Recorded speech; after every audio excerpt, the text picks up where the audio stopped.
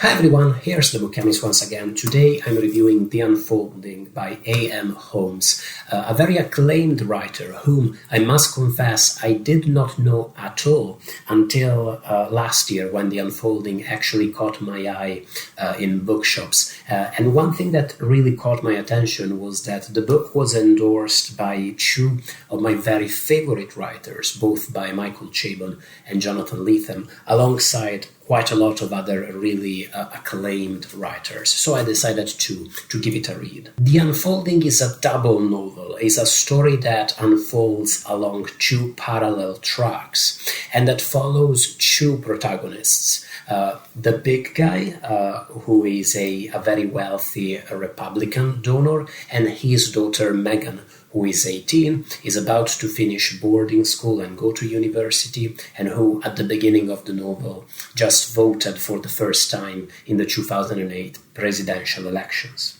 Obama's presidential victory in 2008 is actually the starting point of the book, and this is a moment of great tragedy for the big guy, for this co-protagonist, who sees it as a pivotal moment, a catastrophe. He sees it as the end of everything he believes in. And this perspective was truly fascinating for me, for a reason that maybe sounds silly, and it's really very simple, but that still bears saying, which is that I feel like I've experienced these types of situations, these moments of catastrophe where it feels like the world is collapsing around you quite a few times in the last 10, 15 years. Definitely with the Brexit referendum, definitely with Trump's victory, definitely with any political election in Italy. And it's good to be reminded that the other side hates losing just as much as you do, that to them, whenever progressive forces obtain a victory, no matter if these progressive forces are diluted, wishy-washy, incredibly moderate, arguably borderline not progressive at all, to these people, that's still a catastrophe. It's a challenge to their way of living and to their ideals. And as I said, this sounds almost idiotic when you say it out loud, but it's something to keep in mind in a world such as today, where I definitely feel like we're all very polarized when it comes to politics, and we all access the world, especially when we do so through internet news outlets or social media, through a very narrow window where it's easy to get this sense that everybody agrees with you and the other side is somehow irrational or monstrous. So the book is very much about these two characters, about the big guy and Megan, as they go through a moment of crisis. Megan, at 18, is reaching the end of a prolonged, privileged childhood, and she's at that stage where she's starting to realize that the world is broken much more deeply and in many more places than she previously suspected. She's going through almost a delayed adolescence. She's acting up.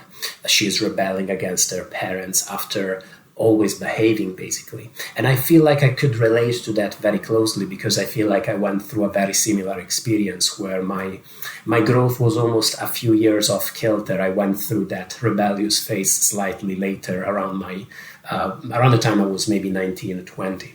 Meanwhile, the big guy, after Obama's election, is realizing that the values he held sacred are collapsing around him. Values such as the sanctity of money, the sanctity of success as self-justified, a very traditional vision of American life and American family values. These things seem to him as if they're fading around him.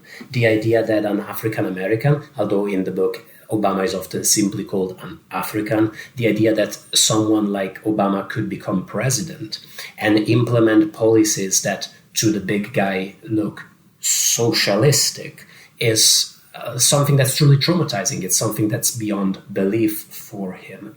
And that causes this tremendous moment of personal crisis, personal doubt. The irony with the book, one of The Unfolding's many, many subtle ironies, is that while both these characters are going through their moments of crisis, Megan, for all that she is naive, she is a little bit inexperienced. She is very much a convincing teenager. In many ways, she looks much more grown up than the big guy, who I believe is in his late 50s, if not his 60s, who really comes across as just a bit of an overgrown kid. In one of the pivotal scenes in the novel, the big guy spends a quality evening just playing around in his basement and making a big mess as he plays with toy soldiers, and he recreates some of the central battles in American history and the great wars that America fought. This feeling that the big guy might just be an overgrown kid, an overgrown child, is very pervasive throughout the book, and it lends it an incredibly creepy atmosphere, especially when he starts cooking up the plot that is at the heart of one of the two parallel strands in the novel. The big guy starts pulling together several of his contacts, wealthy people in positions of power across the US, and he starts to cook up some sort of secret club who is going to plot in the shade in the interest of regaining power and keeping it. This secret club, which is made of very wealthy businessmen, armed forces and Secret Service veterans, complete nut jobs, is at once really silly and incredibly sinister and scary.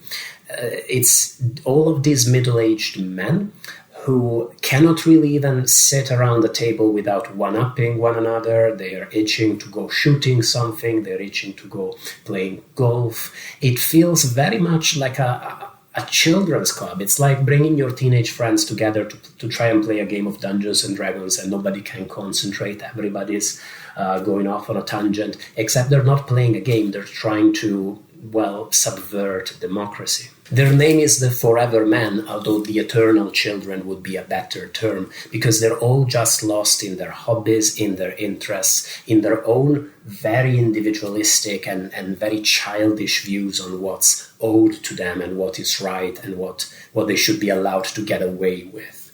Are they for real? Are they just a joke? Are they full of shit? The point of the book, I guess, is that that's the crucial question, and it's impossible to answer, because a lot of people historically who would become kingmakers or people of power looked like fools when they were just starting out.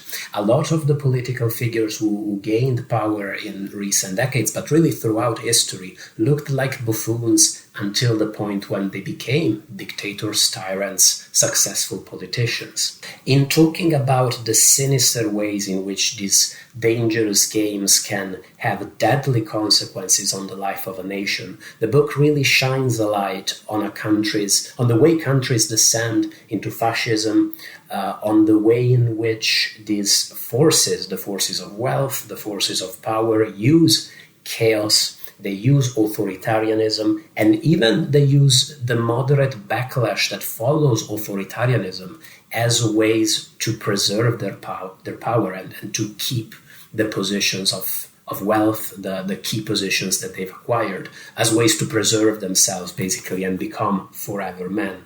The novel is set, as I said, following the 2008 election. And it's very much about the contemporary world, but it could have been about, say, 1920 Italy or about 1848 Europe, and it could have potentially had the same characters, the same plot, the same machinations that power uses to stay in power and to subvert any force of change. As I said, though, that this is a novel that follows two parallel plots that do not seem to collide at any point. And I guess as I was reading the book, for the longest time, I wasn't sure how the two sides of it, the political thriller, the family drama, how they related to one another.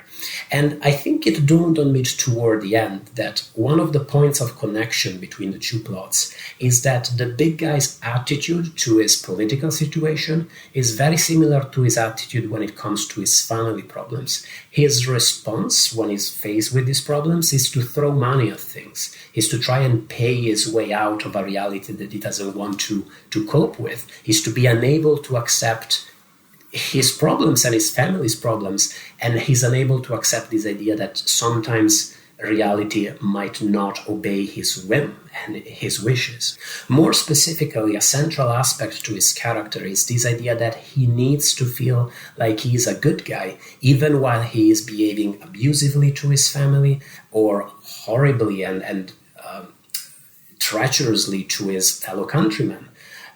Some of his fascist co-conspirators clearly cherish their secrecy. They relish this idea of playing the villain, whereas he very much wants to feel like a hero. He thinks that he's a patriot when he creates this club, acting in the shade to regain power after Obama's election. And that's central to his character.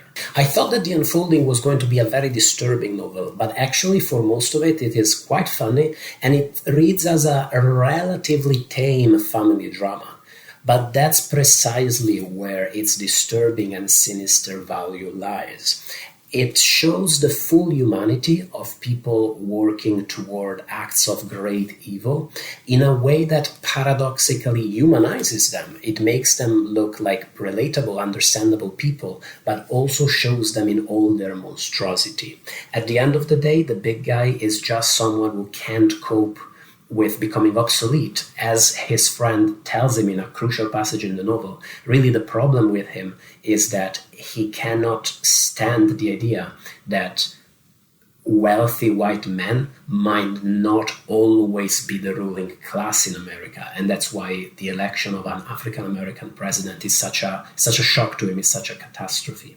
And that's, on a human level, contemplating one's obsolescence and the fact that you will become obsolete is not easy for anybody, but that doesn't justify treason and conspiracy against a nation, of course. And it's the genius of the novel to convey the full complexity of this situation without making the big guy in any way a likable guy, but while still showing his humanity.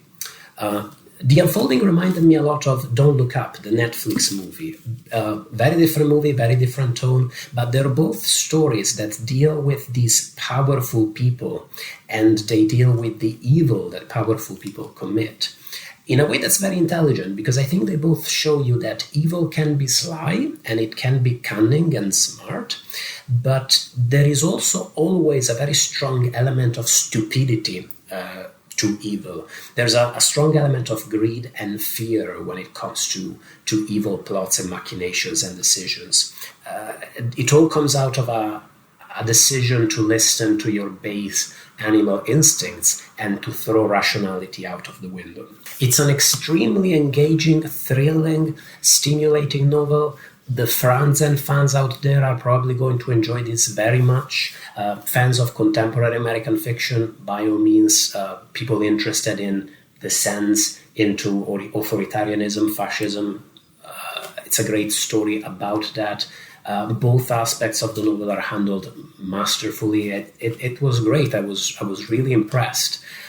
Please let me know if you've read others of A.M. Holmes' books, what I should read next. And if you've read The Unfolding, I look forward to hearing what you thought of it and whether you were similarly blown away.